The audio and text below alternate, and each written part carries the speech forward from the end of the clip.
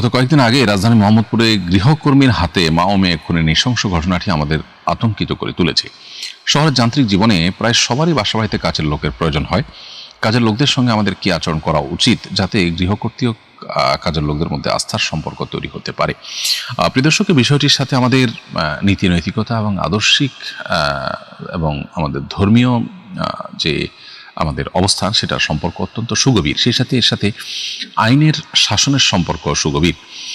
আমরা যদি দুটিকে সমান্তরালভাবে এগিয়ে নিয়ে যেতে পারি, অর্থাৎ একদিকে আমরা যদি আমাদের নীতিগত জায়গা, আদর্শিক জায়গা, ধর্মীয় জায়গাতে আমরা যদি পরিষ্কার থাকতে পারি এবং আমরা যদি এই জায়গাটাকে পাকাপোক্ত করতে পারি, বিল্ড আপ করতে পারি, তাহলে ইনশাআল্লাহ এ ধরনের ঘটনা ঘটবে না।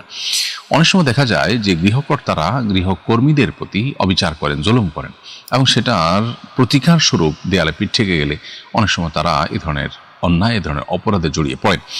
আবার অনেক সময় গৃহকর্মীরা তারাও দেখা যায় তাদের সীমা লঙ্ঘন করেন, তারাও দেখা যায় যে অনাচার করেন এবং ফলশ্রুতিতে এমন পরিবেশ তৈরি হয় যে আসলে একে অন্যের প্রতি জুলুম করতে বাধ্য হন। যদিও বেশিরভাগ ক্ষেত্রে গৃহকর্তা ও গৃহকর্তীদেরই ত্রুটি থাকে, কিন্তু অনেক ক্ষেত্রে গৃহকর্মীদেরও ত্রুটি কিন্তু থাকে।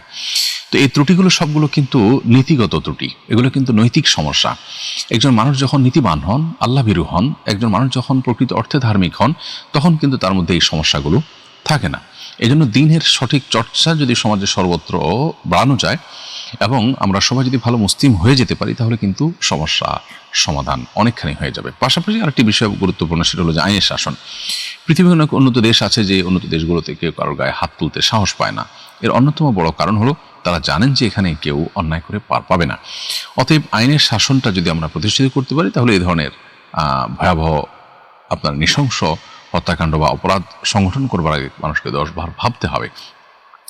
তো এই বিষয়ে একে তো আইনের শাসন নেই, দ্বিতীয়ত অ্যাওয়ারনেস নেই, তৃতীয়ত আমাদের নৈতিক শিক্ষা এবং নৈতিকতার চর্চা, এটাকে আমরা অ্যাপ্রিসিয়েট করছি না সমাজ এবং রাষ্ট্র থেকে, যার ফলশ্রুতিতে আমাদের অধঃপতন দিন দিন চরমে পৌঁছাচ্ছে।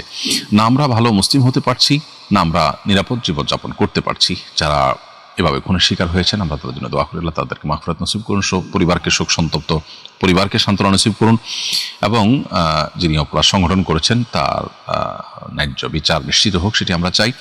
এবং সেই সাথে আমাদের গৃহকর্মীদের প্রতিও আমাদের মানবিক আচরণ করা, তাদেরকে পরিবার সদস্যের মতো বানিয়ে নেওয়া এবং যাতে করে তারা আমাদের জন্য জীবন দিতে প্রস্তুত থাকে সেরকম করে নেওয়া অবশ্য কর্তব্য। অনেক মানুষ আছেন, অনেক পরিবার আছেন, তারা সেই কাজটি করে। আমি এখানে নিহত পরিবারকে দোষারোপ করছি না, কারণ এখানে আসলে নিহত পরিবারের আদৌ কোনো দায় আছে কিনা সেটা পরিষ্কার না। আমি জেনারেল কথা বলেছি এবং এখানে গৃহকর্মীরই পরিপূর্ণ দোষ থাকতেও পারে। পুরো বিষয়টা যথাযথ বিচারিক প্রক্রিয়ার মধ্য দিয়ে প্রকাশ হোক, সেটা আমরা চাই এবং এই ধরনের আর কোনো নৃশংস একটি ঘটনাও না ঘটুক, আমরা সেটি চাই। আল্লাহ তাআলা আমাদের সবাইকে সেরকম নিরাপদ জীবনযাপন করার তৌফিক দান করুন এবং আমাদের আসুন্নাহ ফাউন্ডেশন থেকে আমরা ইনশাআল্লাহ গৃহকর্মীদের জন্য কাজ করা শুরু করবো। তাদের জীবন মান উন্নয়ন, তাদের অ্যাওয়ারনেস বাড়ানো, তাদের সচেতনতা সৃষ্টি করা, বৃদ্ধি করা, এগুলোর জন্য আমরা ইনশাআল্লাহ হয়তো একসময় কাজ করব।